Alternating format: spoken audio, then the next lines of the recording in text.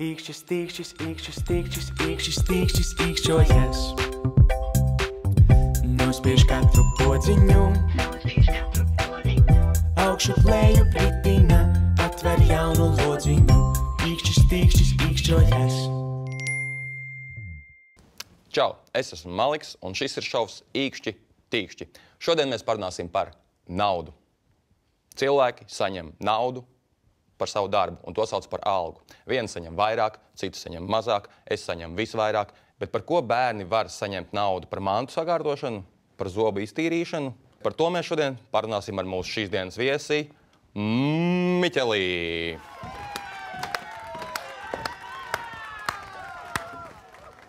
Sveiks, Miķeli. Sveiki, Malik. Miķelim ir 10 gadi. Viņš gribētu kļūt par filmu direktoru un rakstnieku. Krāja pastmarkas un vecas monētas. Ja viņam būtu superspēja, viņš gribētu mācīt teleportēties. Kāda ir tava profesija? Mana profesija skolnieks, ja tas skaitās. Bet profesijā skolnieks, cik tu saņem mēnesī? Kāda ir tava alga? Necik. Vienreiz man vecāki iedeva, kad es dabūju mūsu perfekto vērtējumu, kas mums skolā ir P, kas nozīmē pabeigts. Piķis? Pabeigts. Pabeigts. Un man, kad es tiku mājās un parādīju, viņi man iedeva 2 eiro. Ir vēl kādi darbiņi, par ko tu varētu saņemt skanošo? Nē, varbūt par to, ka man skolā vienmēr jāceļās tik agri, kaut kādos 7 no rīta. Vienmēr tā galva tā pilnīgi mazliet pat sāpju, es nedabūju pietiekami gulēšanu. Tur varētu arī sadalīt tās koeficients. Ja tu celēs 7, tad tie ir 7 eiro, 8, 8 eiro, vai ne? Jā. Tu esi domājis par celšanos 11? Nē, varētu. Bet, protams, mana mamma tad sāktu mani modināt, nezinu, kaut kādos 1 no rīta, jo tad es dabūtu tikai 1 eiro. Ja tev būtu bērni, Miķeli, vai tu būtu gatavs viņiem maksāt algu? Tikai, ja kādreiz es aplēstu kaut kādu trauku, ja viņi to saslaucītu to stiklu, tad. Tas nozīmē... Es negribu sagriezties. Labāk, lai viņi sagriežās, nevis es. Tieši tā. Atbildīga tēva rīcība, Miķeli. Vai tu zini, kas ir alga? Tas ir kaut kāda lieta, ko iedod pieaugušiem, ja viņi izdarījuši labu darbu. Konkrēti, kas ir alga, mums pastāstīs Īkšķis, tīkšķis. Samaksu par darbu visbiežāk sauc par algu. Algas dienu pieaugušie ļoti gaida, gandrīz kā dzimšanas dienu. Samaksu par noteiktu darbu, piemēram, par uzrakstītu lugu, mēdz saukt par honorāru. Naudu var saņemt arī cilvēki, kur nestrādā algotu darbu, bet ne visi. Piemēram, veci cilvēki saņem pensiju, bet tētis vai mamma, kurš mājās audzina bēbīti, saņem vecāku pabalstu. Pensijas, pabalstus, arī algas policistiem, skolotājiem un vēl daudzām vajadzīgām lietām pārsvarā maksā valsts. Lai būtu no kā maksāt, strādājošie atdod valstī daļu nopelnītā. Šo daļu sauc par nodokļiem. Kā domā, ir tāds darbs, profesija, dzīvnieku māju celtnieks? Nē, to vairāk dara, tā kā, piemēram, kaut kāda fabrikā taisa speciāli nākotnes roboti. Tev pašam tāds darbs varētu patikt? Būvēt dzīvnieku mājas? Es domāju, ka jā. Jāuztaisa putnu būrīši, zilīšu būrīši zooloģiskajam dārzam. Es tev piedāvāju 2 variantus. Maksāt par darbu vai nu 5 eiro stundā. Tātad neatkarīgi no tā, cik tu daudz putnu būrus sagatavo stundas laikā, tu saņem 5 eiro. Vai arī par katru sanagloto būrīti tu saņem 1 eiro. 2 darba līgumi, viens tev, viens man. Tātad kā mēs paliekam? 5 eiro stundā. Tad došu tev pilspalvu.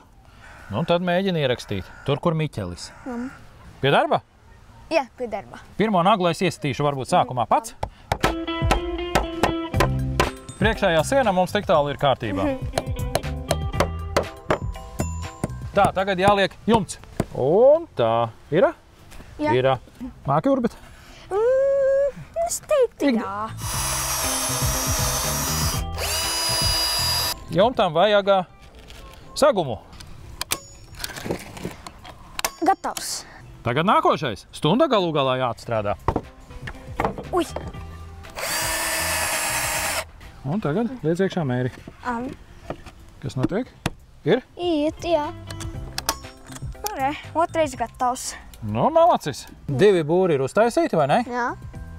Cik tas ir nopelnījis? 5 eiro. Jā? Jā. Nu labi. Dod ķepu.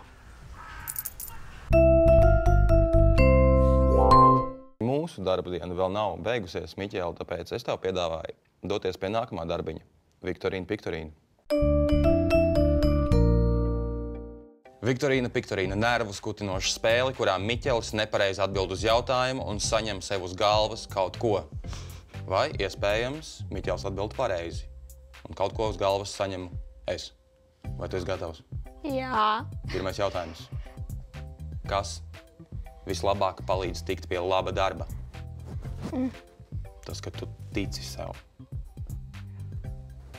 Otrs variants – prasmes un zināšanas. Vai trešais variants – vecās mammas padomiņš. Padomā labi. Vai tev ir gani prasmi un zināšana, lai vilktu aplīti? Spageti. Vislabāk pie darba palīdz tikt tas, ka tev ir zināmas prasmes un zināšanas. Miķeli, otrais jautājums. Kas ir karjera? Karjera ir milzīgas smilšu bedre, kas izrakta ar ekskavātoru, un reizēm tādās karjerās mēdz būt ļoti foršas pludmales. Otrais variants. Karjera ir panākumi, bet arī neveiksmes tavā darba dzīvē. Vai karjera ir algas palielināšana?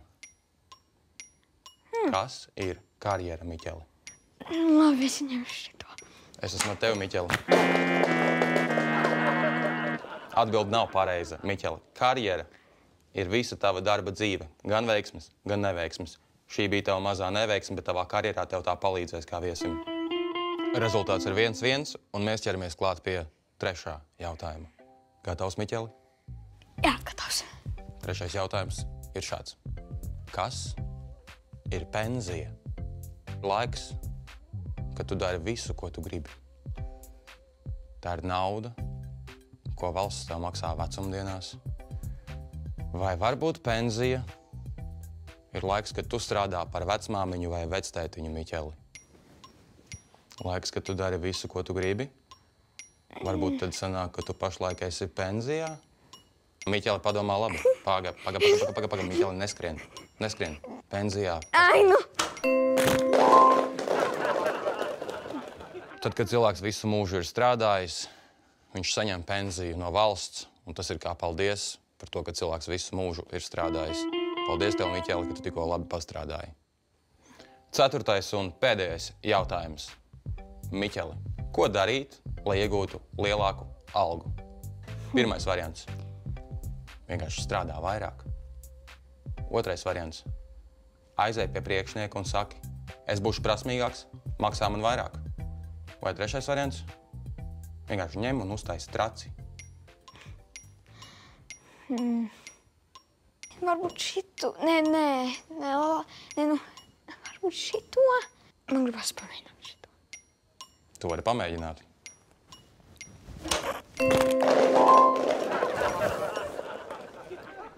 Šajā spēlē ar 3-1 uzvar 10-gadīgais Miķelis.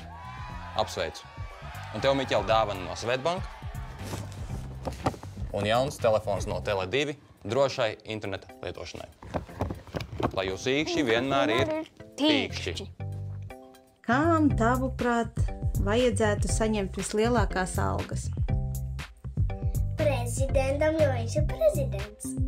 Atsvārstam, ausvārstam, ugunsdzēsējiem, policijai, kosmonautiem vai arī pilotiem.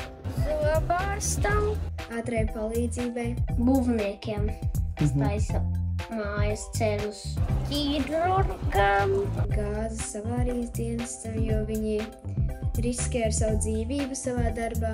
Labi, vēl bez ārstiem, vēl kādam varbūt. virtuvējam, pulksteņmeistaram,